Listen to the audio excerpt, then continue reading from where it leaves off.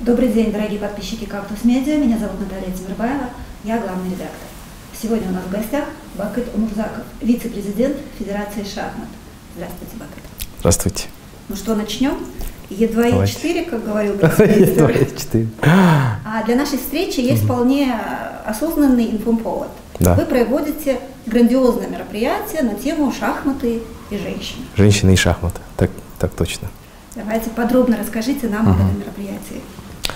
Ну, вообще идея как-то поддержать женские шахматы, вообще женщин, у нас витала в голове давно. Вот, думали про это, как, что. До этого обсуждали различные варианты. И вот фильм вышел в прошлом году «Ход королевы». И этот фильм, он вообще сломал стереотипы о вообще шахматах в целом, да? Если раньше думали, шахматы это что-то такое скучное, такое неинтересное, не совсем интересное, то сейчас произошел такой бум, даже вот это отметили и в мировой платформе Google, запросы на шахматы повысились, на покупку шахмат 250% поднялись. И спрос, где учиться, как учиться, вот такие вопросы, я сейчас цифры не смогу точно сказать, но я помню, что это были прям такие очень значительные цифры. И везде об этом писали. На самом деле этот фильм действительно взорвал мозг. И героиня этого фильма, она вымышленный персонаж, скажем, собранный. Но в этом фильме шахматы предстают в другом свете. И мы вот начали думать, все, надо вот это слово взять на вооружение, «Ход королевы». И мы решили провести такой шахматный вечер. У нас уже была практика, мы один раз проводили шахматный вечер в далеком 2016 году, тоже очень было хорошо. И в этом году мы решили шахматный вечер, посвященный женщинам и девочкам, расширению их прав, возможностей, созданию условий, и не только в шахматах, но и в образовании, в искусстве, культуре, науке, инновациях. Вот. Сейчас очень много говорится о том, чтобы девочки войти, да, вот, например, тут, там тоже. И особенно мы хотели поддержать девочек в регионах. Нашу женскую сборную очень хотели поддержать. Поэтому вечер так и называется «Шахматный благотворительный вечер. Ход королевы 2021». И нас поддержали, в первую очередь, со стороны первой леди Айгуль Джапаровны Джапаровой. Она решила нас поддержать, поддержала и морально, и сказала сама, придет и выступит на этом вечере.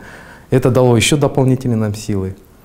Потом нас поддержала ФИДЕ, это международная организация, Федерация шахмат, штаб-квартира ФИДЕ.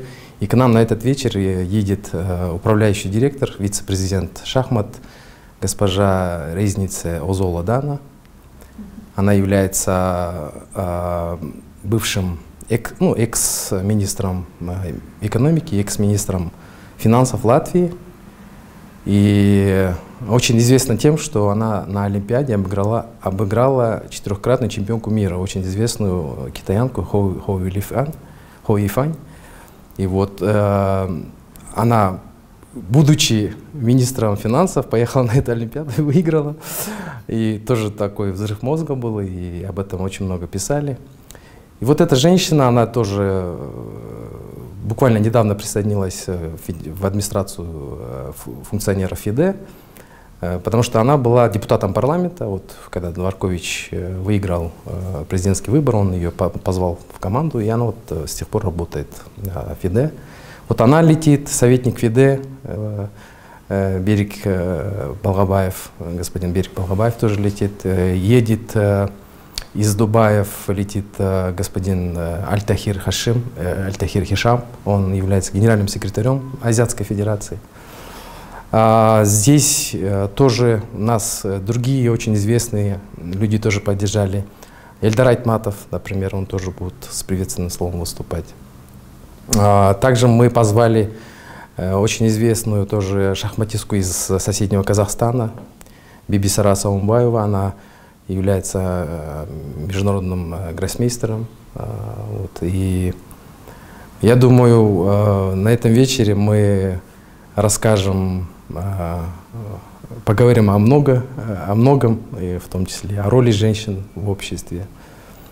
И 9-10 буквально мы проводим турнир, тоже международный кубок по рапиду, это по быстрым шахматам, ход королевы. Именно женский турнир. Да, женский турнир и среди школьниц. К нам прилетают школьницы из Казахстана, Узбекистана, из России. Вот России просто... А люди уже набраны, участницы? Да, около 20 участниц будут, наши тоже спортсменки. И как раз 20 числа на этом вечере будет награждение призеров вот этого турнира. Что еще? Мы планируем провести благотворительный аукцион на этом вечере. Вырученные средства, от которого пойдут на цели и задачи создаваемого нами Международного благотворительного фонда «Женщины и шахматы». Вот. Очень много партнеров, очень много организаций, компаний часто откликнулись. Им большое спасибо.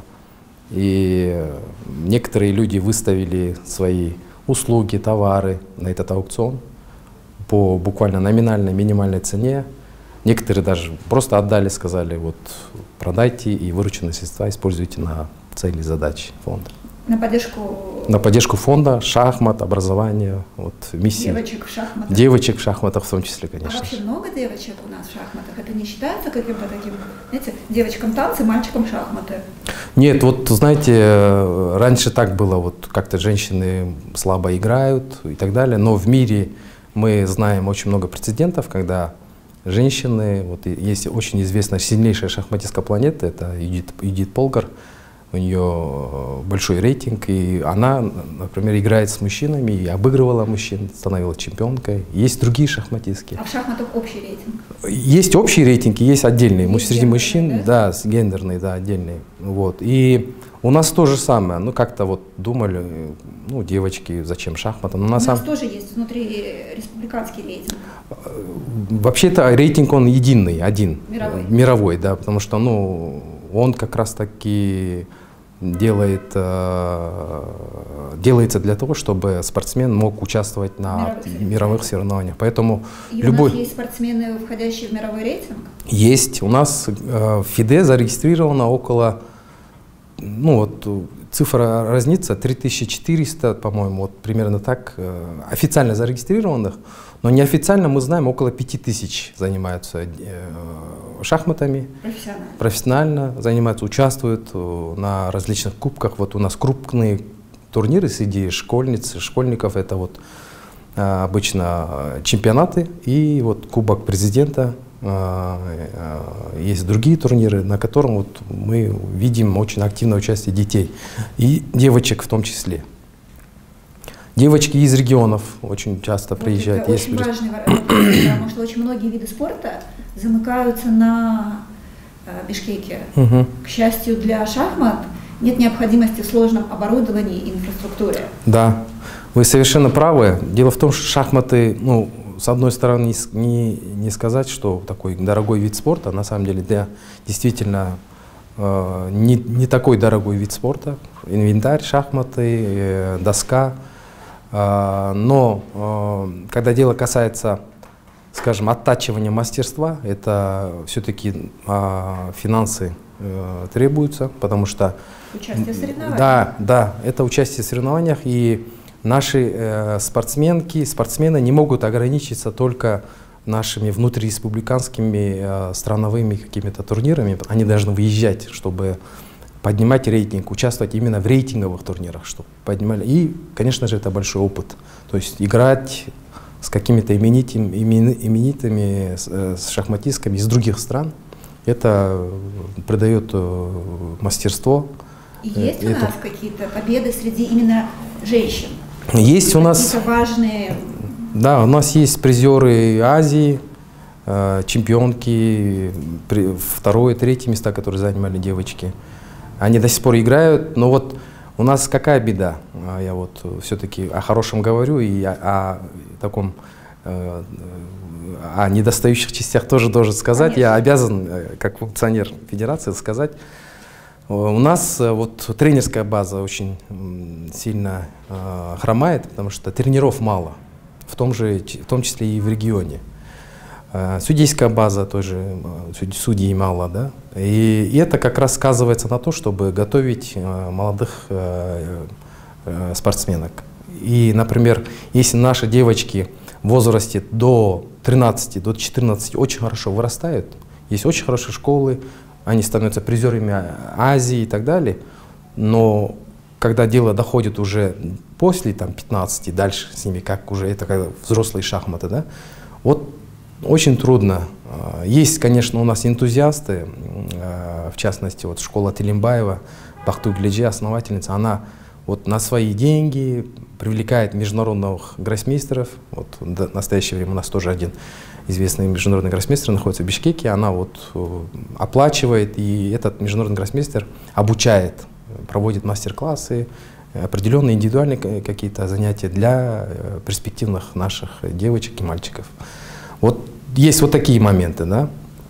Поэтому мы, когда думали про то, чтобы поддержать женщин, девочек именно в регионах, мы исходили из вот этого, что у нас даже вот на сайте все расписано, вот, модульные занятия, да, там, индивидуальные занятия, вот, модельные занятия, вот, индивидуальные занятия для девочек, для, например, в регионе сколько это обойдется, например, поддержать одну девочку, сколько обойдется поддержать целый класс, там различные цифры, но в целом это как раз то, куда мы стремимся, чтобы вырастить чемпионок.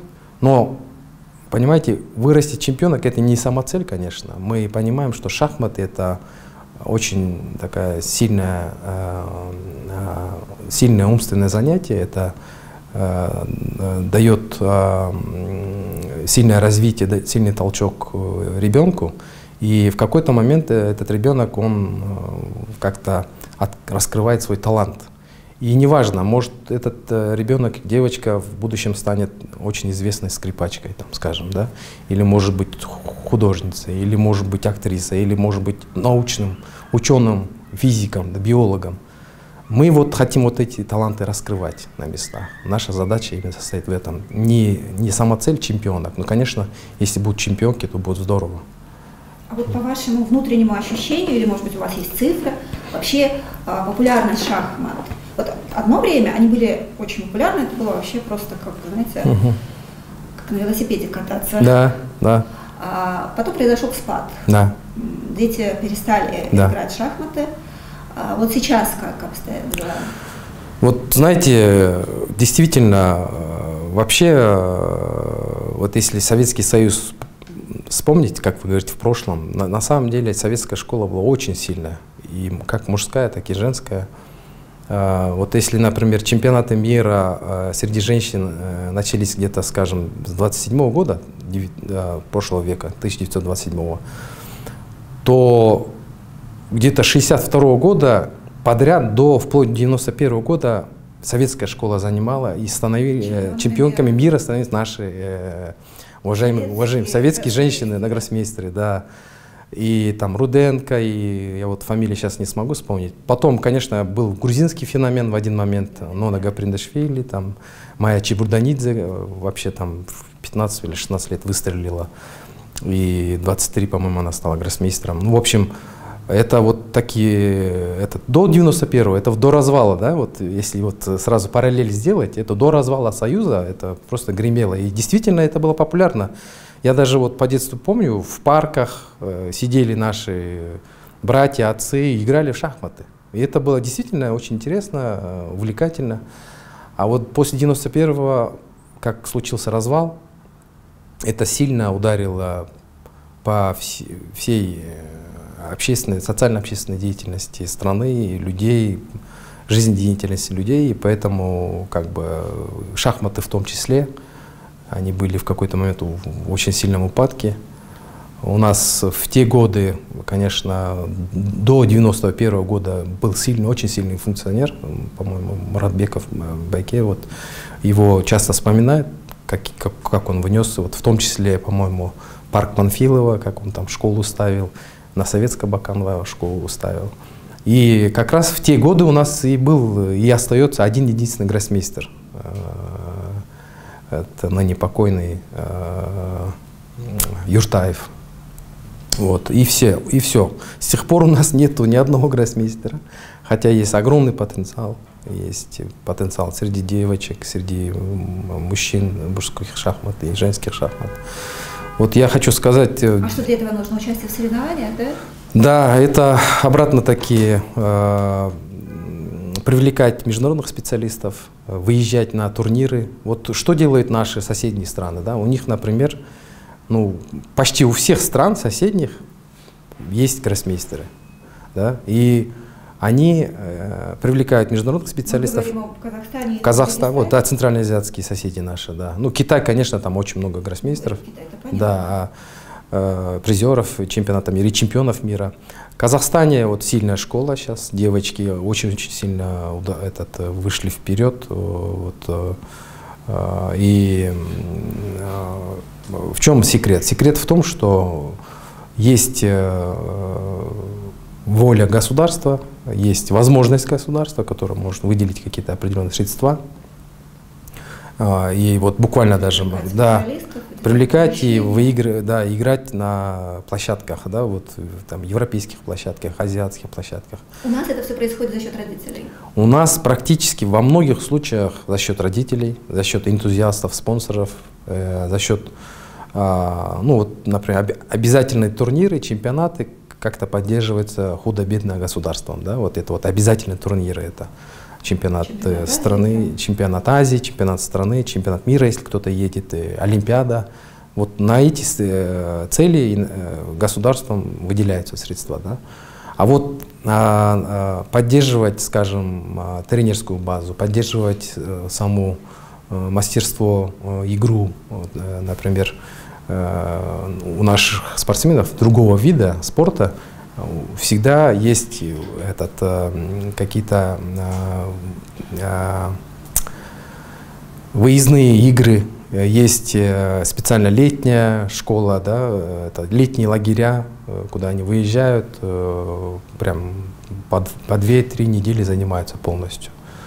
Вот у нас вот таких выездов практически уже давно не случалось, ввиду того, что у нас нет бюджета, не хватает бюджета.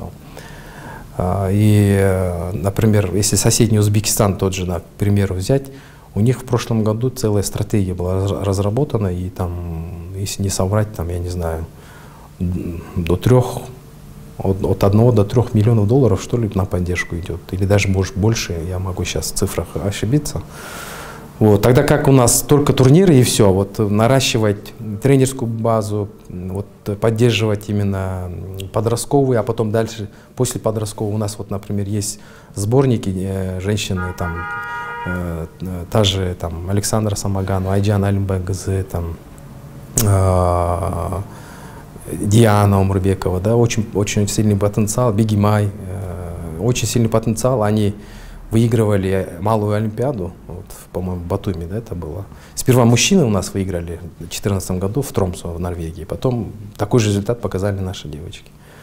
Но вот дальше их поддерживать очень сложно. Вот нет поддержки, и приходится вот, ну, с миру по нитке, как говорится, да, вот искать, находить. И вот. Потом они уходят из спорта? Или... Ну, получается, да. Вот, например, профессионалами во многих случаях остаются те, кто верен, да, то есть занимаются, и где-то у многих профессиональных шахматистов получается как-то ну, как-то материально извлекать, скажем, выгоду, да, из игр шахмата. То есть они участвуют в каких-то коммерческих турнирах. Это такое тоже, в принципе, позволено, можно, и в мире это сильно практикуется, очень широко распространено, и многие шахматисты даже зарабатывают на этом, ну, себе на жизнь на этом, да. Вот у нас вот очень вот с этим туго тоже, вот, даже выезды, обратно такие. Каждый шахматист, если он желает куда-то, они все в индивидуальном порядке находят сами спонсора или как-то это, и вот выезжают, если получается. Вот. Несколько лет назад была такая инициатива, предлагали сделать шахматы школьным предметом. Некоторые школы, преимущественно частные, даже пошли на этот эксперимент. Вот вы как относитесь к Я очень даже, школьного предмета? очень даже положительно. Вы знаете, мы вот в рамках Федерации шахмат этот вопрос действительно тоже еще с 2013 годов, насколько я помню, поднимали, может даже раньше. И работали над этим. И правительство вот у нас часто же меняется, и была сильная поддержка в одно время. И даже, как вы правильно отметили, даже пилотно где-то запустили. Но обратно-таки это требует дополнительного финансирования, потому что это покупка инвентаря, да? Это техническая часть. А основная часть — это подготовка тренеров. То есть надо же, кто-то же должен с детьми заниматься же. Вот. В этом смысле есть очень успешные опыты в других странах, в той же Армении, да, если далеко не ходить. Во всех школах это обязательный предмет, и очень успешно у нас Армения. Благодаря шахматам очень много ученых, там, например, в Армении, да, физиков, математиков, лауреатов каких-то премий больших. В Турции почти 50 тысяч школ, тоже обязательный предмет. У них очень сильно выстреливает, ну, скажем так, в интеллектуальном плане, да. И другие страны. Вот у нас, к сожалению, пока так получается. Есть в мире очень много программ, научно доказанных программ. Например, тот же мини-чес, да, это в ЮАРе одна женщина разработала, Мариса Вандермева. И эта методология показывает, уже научно там доказанные исследования проводили, что шахматы очень сильно помогают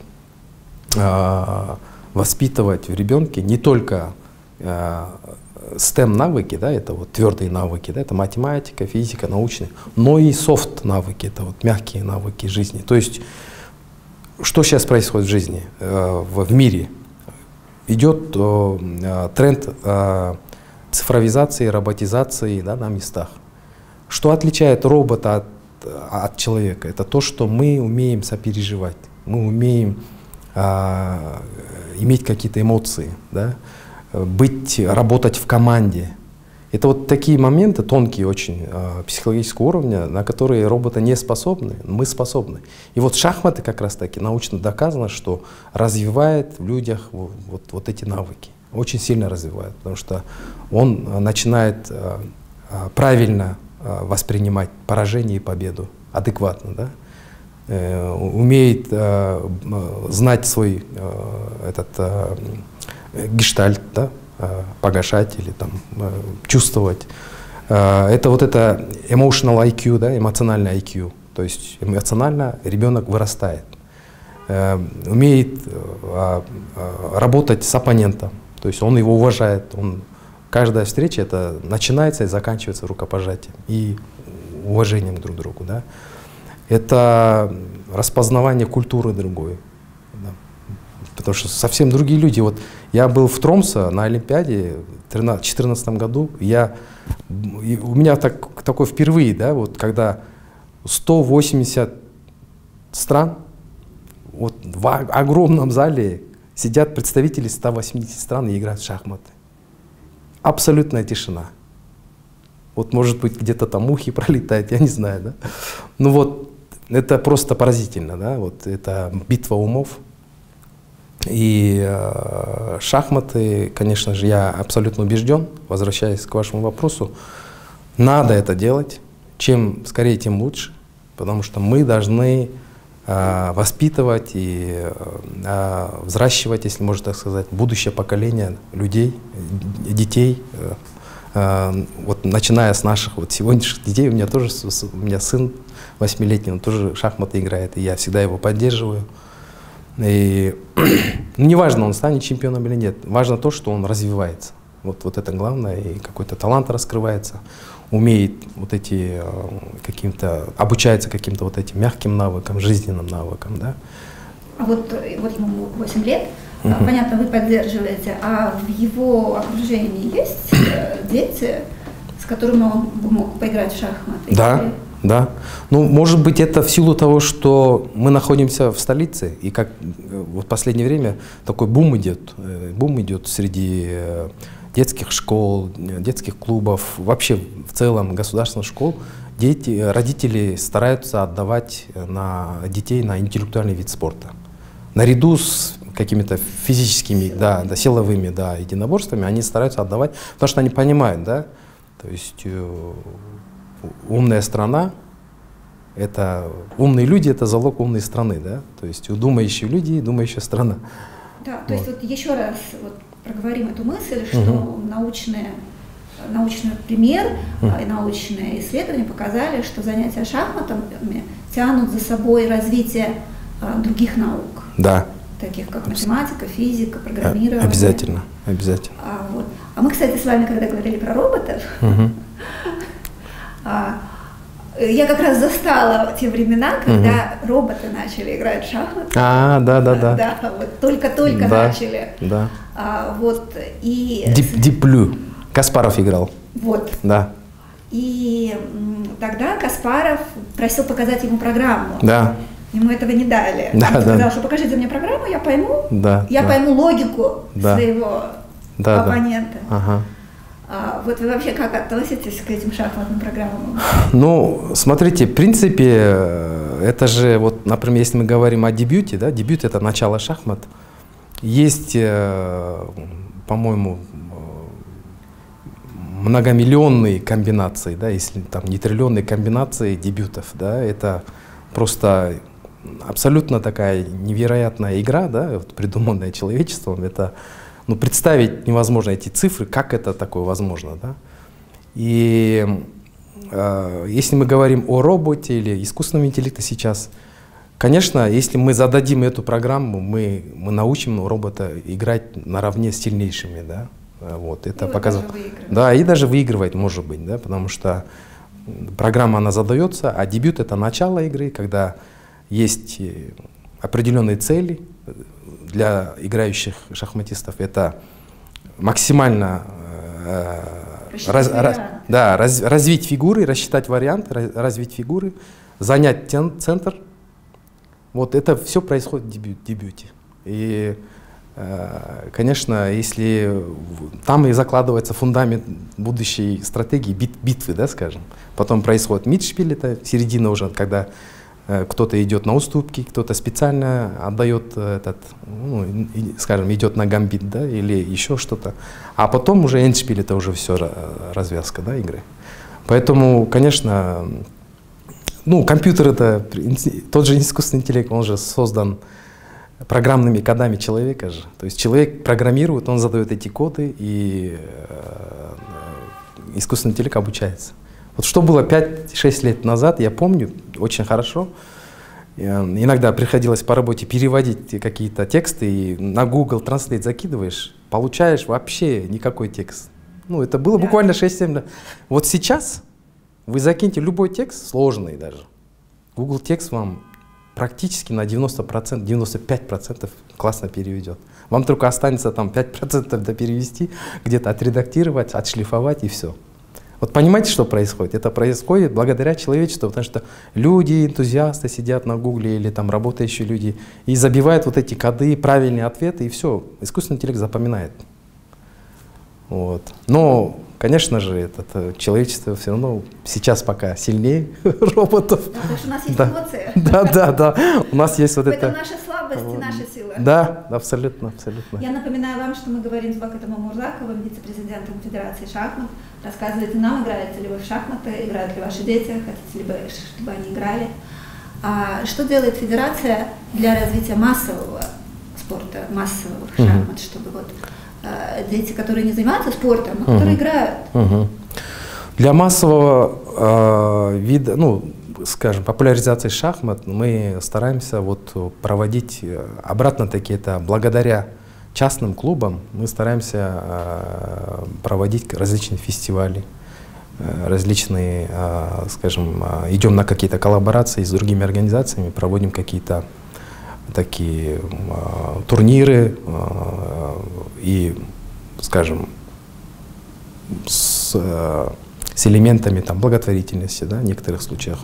В некоторых случаях вот как-то в рамках какого-то фестиваля или там недели образования, там, ну, вот такие моменты, да. На местах Обратно-таки очень сложно, но есть администрации областные, я хочу это особо подчеркнуть. Вот, например, в частности, Иссык-Кульская администрация, вот, там у нас очень активные коллеги работают. Но и администрация местная, они поддерживают очень хорошо, навстречу идут, там, с помещениями иногда навстречу идут, там, другие какие-то организационные моменты поддерживают.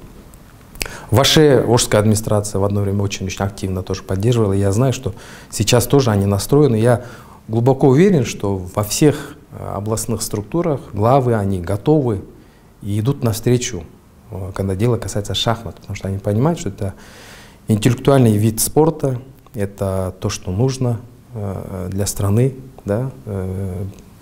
Особенно когда мы все время говорим о там, кадровом дефиците или там еще что-то, наши там, скажем, выпускники или там грамотные люди уехали за рубеж, мы всегда вспоминаем об этом. А шахматы — это как раз-таки тот фундамент, да, закладывается. И поэтому я более чем уверен, если активно работать на местах, но это все-таки касается людей, да, вот личностей. Люди должны гореть, я в это глубоко верю. Если ты не горишь чем-то, тем, что ты делаешь, но тогда выхлопа не будет, результата не будет. Если ты горишь, то вокруг люди начинают заряжаться, заражаться, и что-то начинает бурлить, там, происходить. Вот это вот исходя из моего личного опыта. И поэтому я думаю, все у нас впереди. Сейчас вот очень много говорится о том, что, возможно, административно-территориальная реформа будет, возможно, у нас не области будут, там, возможно, какие-то другие единицы будут. Вот. Но, тем не менее, очень хорошо, что какие-то школы открываются. Хотелось бы, чтобы эти школы частные были качественные. Очень хотелось бы. В то же время у нас дефицит учителей. Вы сами знаете, около 2000 учителей по стране не хватает в республиканских школах. Школ самих тоже не хватает. Хотелось бы, чтобы эти школы начали работать, открываться. Но это все, конечно, большие задачи, большие цели, и я думаю... Вот смотрите, шахмат — это спорт, понятное дело, что есть кружки, студии, школы, они подчиняются федерации, да? У вас федерация есть какой-то список, да, которые входят в федерацию и обучают детей шахмат. Да. Мы можем получить этот список и предоставить их читателям «Кактус Медиа» для того, чтобы они понимали, да, где можно научить ребенка шахматам так, чтобы этот кружок, это был не просто, а был связан с федерацией. Да. Хорошо, значит, вот мы опубликуем. Да, мы вам предоставим. Где дети могут заниматься. Да. Спасибо, что этот вопрос затрагивать. Мы предоставим вам список, постараемся и регионы охватить, не только город. Да, потому что у нас в регионах тоже есть школы, очень перспективные. У нас есть определенное членство, то есть практически те же дети, их родители становятся членами федерации, да, например. Есть членство федерации, есть аккредитация, институт аккредитации, ну, условно так называемая. Все школы аккредитуются через нас, через федерацию и участвуют в работе, ну, в турнирах через федерацию, да, через определенные какие-то разрешительные моменты. Вот вообще как-то такая очень бурная шахматная жизнь происходит. На прошлой неделе, я знаю, был какой-то чемпионат ВОВС, в ближайшее время какой-то будет чемпионат банковского сектора. Да. Это все имеет отношение тоже к сам захотел, провел? Ну, смотрите, на любительском уровне, да, на любительском уровне мы стараемся сильно не лезть, обратно-таки исходя из заповеди «не навреди», да, и из того же, из той же цели, что вот, популяризировать широкую массу, да, шахматы в широкую массу. Поэтому мы знаем, что очень много чего происходит, проводится там на уровне, среди банков иногда проводятся, да, но вот есть крупные турниры, они всегда под эгидой и при сотрудничестве с федерацией происходят. Но вот что произошло при ковиде? При ковиде у нас очень сильно было развито онлайн-шахматы. Вот еще один плюс шахмат в то, что в него можно играть, в них можно играть онлайн. И у нас очень нам повезло, в нашей команде очень такой сильный шахматист и организатор, это вот судья, организатор, это Сардарбек. Вот он организовывал в прошлом году очень много турниров, я боюсь даже ошибиться в цифрах, но это точно больше, чем 100, 200, может даже около 300. Но что произошло? Очень много активных людей, это те же любители, которые не обязательно играют в таких крупных турнирах, но они в онлайн формате играли. И очень много было различных турниров международного формата, где наши сборники играли там и выигрывали большие призы очень хорошо. И мы для себя отметили, что, оказывается, это направление тоже надо как-то дальше развивать. И вот, как вы говорите, вот ловузы это в офлайн формате этот турнир, да, проходит, а при поддержке ЮНИСЕФ, по-моему, насколько я помню. А вот этот турнир среди банков и среди сотовых компаний, там вот Билайн, это как раз онлайн проводится. Среди банков я не знаю, не уверен, но среди вот Билайн это точно онлайн, это вот наш Сардарбек проводит. Вот, и мы рады, что вот люди как-то собираются, играют, это очень здорово. Да, мне даже кажется, что нашего учителя из школы переманили в банк, чтобы было кого выставить на чемпионате. У нас время подходит к концу. Давайте, вот у вас есть еще возможность такая прекрасная еще раз обратиться к нашим читателям, рассказать, зачем нужно играть в шахматы, зачем нужно отдавать детей.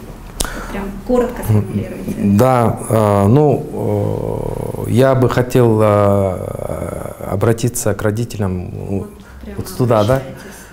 Обращаюсь к родителям. Я, во-первых, хочу поблагодарить Cactus Media за предоставленную возможность. И хочу призвать родителей, если есть возможность, в принципе, вид недорогой, курсы тоже недорогие, отдавать детей, девочек, неважно, мальчиков, отдавайте с 4-5 лет в шахматы. Это просто вы закладываете тот интеллектуальный и умственный потенциал, творческий потенциал для ребенка, для того, чтобы он развился, раскрылся в будущем.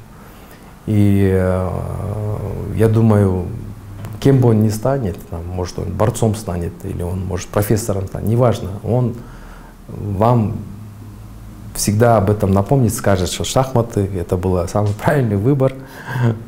И я всех призываю, занимайтесь шахматами, отдавайте детей. Вот, спасибо. И еще раз напомним, что 9-10 декабря в Бишкеке, в Кыргызстане состоится грандиозное событие шахматное, я считаю, женщины и шахматы. Да, то есть все-таки первично там будут женщины, возможность женщин заявить о себе через шахматы, потому что шахматы развивают через шахматы не только вот эти спортивные способности, но и вообще веру в себя, умение смотреть на очень много шагов вперед. Совершенно верно. Спасибо вам. Вам спасибо. Вам спасибо. Удачи как вашему проекту, так и в целом Федерации. Будем надеяться, не помешает удачи. Что больше детей будут заниматься шахматами. Спасибо, что вы были с нами. До встречи. До свидания. До свидания.